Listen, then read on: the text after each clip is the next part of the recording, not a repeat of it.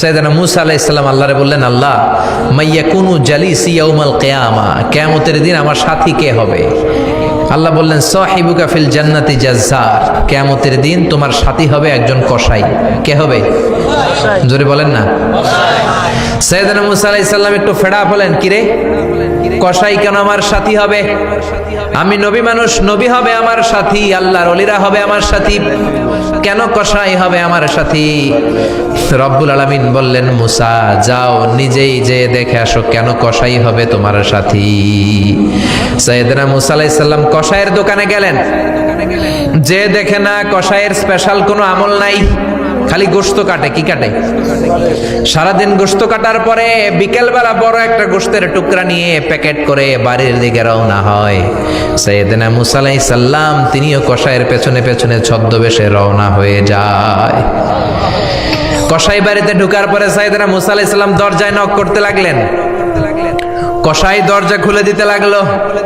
সাইয়েদনা মুসা আলাইহিস সালাম পরিচয় গোপন করে বলে, আমি একজন মুসাফির, আজকে রাতে ও কসাই ভাই আপনার বাড়িতে থাকতে চাই। কসাই বলে, আহলান সাহলান, আসেন এই ঘরের মধ্যে বসেন, পাশের ঘরে আমার একটু কাজ আছে।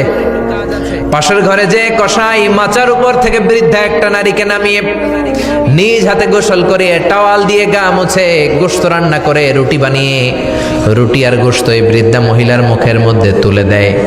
মহিলাটা তৃপ্তি সহকারে খাওয়ার পরে হাত দুইটা উপরের দিকে তুলে আঁচলটা পেতে আল্লাহর ডেকে বলে, আল্লাহ আমার ছেলের উপর আমি সন্তুষ্ট, এই বলে বিড়বিড় করে কি যেন দোয়া করে দেয়।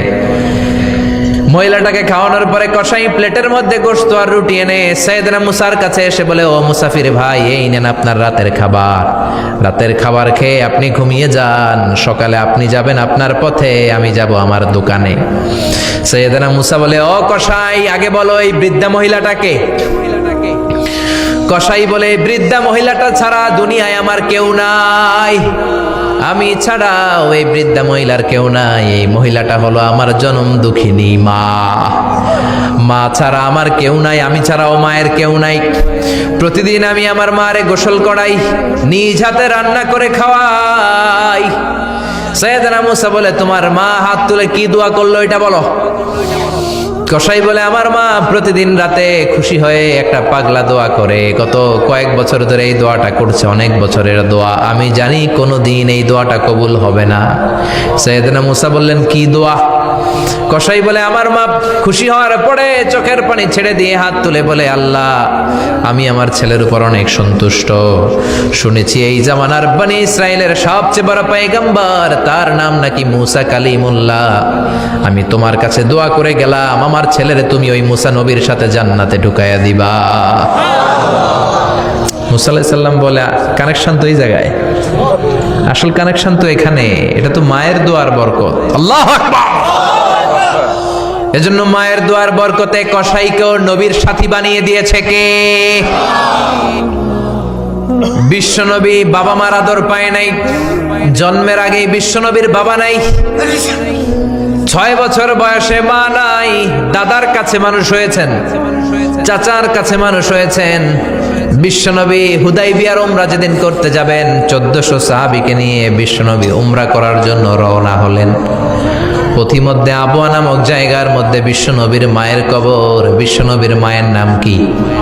তোরা দেখে যা আমিনা মায়ের কোলে, মধু পূর্ণিমারি সেথা চাঁদ দোলে, যেন উষার কোলে রাঙা রবি দোলে, কুল মখলুকে আজি ধ্বনি ওঠে কে লই, কালেমা শাহাদাতের বাণী ঠোঁটে কে লই, পরে দুরুদ ফেরেশতা বেহেশতের দুয়ার খোলে, তোরা দেখে যা আমিনা মায়ের কোলে। ঠিক না? মায়ের কবর পড়ল সামনে, জায়গার নাম আবওয়া, ছোট্ট একটা টিলা। 1400 সাহাবীদের দিকে তাকিয়ে বিশ্বনবী বললেন, ও সাহাবারা, এটা আমার মায়ের কবর। আমি আল্লাহর কাছ থেকে অনুমতি পেয়েছি মায়ের কবর জিয়ারত করার, তোমরা যারা জিয়ারত করতে চাও আসো। 1400 সাহাবী বলে আমরাও আপনার মায়ের কবর জিয়ারত করব। বিশ্বনবী 1400 সাহাবীরে বললেন জিয়ারত করার সময় কেউ কিন্তু কান্নাকাটি করতে পারবা না। 1400 সাহাবীকে কান্নাকাটি করতে নিষেধ করে বিশ্বনবী যখন নিজের মায়ের কবরের সামনে দাঁড়ালেন, বিশ্বনবী ছোট্ট বাচ্চার মতো হাউমাউ করে কান্না শুরু করে দিলেন। বিশ্বনবীর কান্না দেখে 1400 সাহাবাও কান্না শুরু করে দিল। বিশ্বনবী 1400 সাহাবীদের দিকে তাকিয়ে ধমক দিয়ে বলে, তোমরা কাঁদো কেন? সাহাবারা বলে, নবী আপনাকে আমরা অনেক ভালোবাসি, আপনারে কাঁদতে দেখলে আমাদেরও কান্না আসে। আপনার চোখ দিয়ে দার দার করে পানি নামতে দেখলে আমরা আমাদের দুটি চোখ আর শুকনা রাখতে পারি না। বিশ্বনবী বললেন, আদ্রাকাতনি রাহমাতুহা ফাবাকাইতু। আমার ছোটবেলার স্মৃতি মনে পড়েছে, আমার মা যে আমারে আদর করেছে ওই স্মৃতিগুলো আমার মনে পড়েছে। আমার মা আমেনা আমারে জাইতুনের তেল মালিশ করে দিত গায়ে, আমার মা আমেনা আমারে জামা পরিয়ে দিত, কোলে নিত, আদর করত, চুমু খেত। ওই স্মৃতিগুলো আমার মনে পড়েছে, তাই আমি কাঁদি, তোমরা কাঁদো কেন? বিশ্বনবী মায়ের আদর পায় নাই, কিন্তু মায়ের কবরের সামনে দাঁড়িয়ে ছোট্ট বাচ্চার মতো কেঁদেছে। এজন্য মায়ের দোয়ার দরকার আছে না নাই?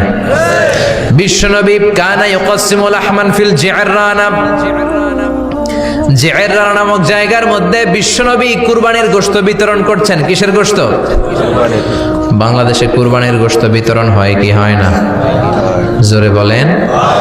বিশাল লম্বা লাইন, বিশ্বনবী লাইনের মধ্যখান থেকে বৃদ্ধা একটা নারীকে আলাদা করে নিয়ে আসলেন। বিশ্বনবী নিজের গায়ের চাদরটা বিছিয়ে দিলেন, মহিলাটারে বসালেন, বড় একটা গোশতের টুকরা দিলেন, প্যাকেট দিলেন। বৃদ্ধা মহিলাটাও বিশ্বনবীর মাথার মধ্যে হাত বুলিয়ে দিয়ে দোয়া করে গেল। সাহাবীরা বললেন, ইয়া রাসূলুল্লাহ, ইয়া হাবিবাল্লাহ, হাজার হাজার মানুষ, কাউকে তো লাইন থেকে আলাদা করলেন না, কে এই বৃদ্ধা মহিলা? কেন এই মহিলারে নিজের চাদরের উপরে বসতে দিলেন?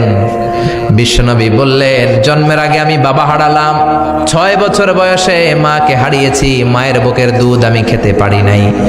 যেই মহিলাটারে আমার চাদরের উপরে বসতে দিলাম, এই মহিলাটা হলো আমার দুধ মা হালিমা, বনু সাদ গোত্রের হালিমা। এই হালিমার বুকের দুধ খেয়ে আজকে আমি তরতাজা নবী মুহাম্মদ। চিল্লায় কোন আল্লাহু আকবার। এজন্য মা বাবার দোয়ার দরকার আছে না নাই? কখনো মা বাবার সাথে বেয়াদবি করা যাবে না, গরম আওয়াজে কথা বলা যাবে না, উচ্চবাচ্য করা যাবে না, কোমল আচরণ করতে হবে, মা বাবার দোয়া নিতে হবে। কোন কারণে মা বাবার সাথে যদি ঝগড়া হয়, বাকবিতণ্ডা হয়, আজকের মাহফিলের পরে মা বাবার পা ধরে আমরা ক্ষমা চাবো। রাজি আছেন? সবাই রাজি আছেন? কেউ যদি মা বাবার পা ধরে ক্ষমা চায়, মা বাবা কি ক্ষমা না করে পারে? আর আম্মা আব্বার পায়ে ধরে চোখের পানি ছাড়তে কি কোনো লজ্জা আছে? জোরে বলেন আছে? আজকে আমরা ক্ষমা চাইবো, আজকে আমরা দোয়া নিব। মা বাবার দোয়া সবচেয়ে বড় দোয়া। মায়ের দোয়া থাকলে ওই ব্যক্তি কখনো ব্যর্থ হয় না। মায়ের দোয়া, আল্লাহর রহমত, এই দুইটা যদি জিনিস যদি কারো জীবনে থাকে, সফলতা তার হাতে ধরা দিবে, ঠিক কি না? এজন্য আল্লাহ বললেন, আমার স্পেশাল ফয়সালা দুইটা। কয়টা? ওয়াকাদা রাব্বুকা আল্লা তা'বুদু ইল্লা ইয়্যা ওয়া বিল ওয়ালিদাইনি ইহসানা। প্রথম ফয়সালা ইবাদত হবে একজনের, তিনি কে? আল্লাহ। আল্লাহ ছাড়া অন্য কারো জিকির করা যাবে? আল্লাহ ছাড়া অন্য কারো কাছে চাওয়া যাবে? আল্লাহ ছাড়া কোনো মাজারে যে সেজদা দেয়া যাবে? দ্বিতীয় ফয়সালা হলো মাতা পিতার খেদমত করতে হবে। আমরা যতটুকু পারি মা বাবার জন্য অর্থ ব্যয় করব, তাদের খেদমত করব, তাদের কাছ থেকে দোয়া নিব। আমাদের জীবনকে উজালা করে দিবে কে? আরো জোরে বলেন কে? আল্লাহ তাআলা আমাদের সবাইকে কথাগুলো বুঝার ও আমল করার তৌফিক দান করুক। আমরা পড়ি আমিন।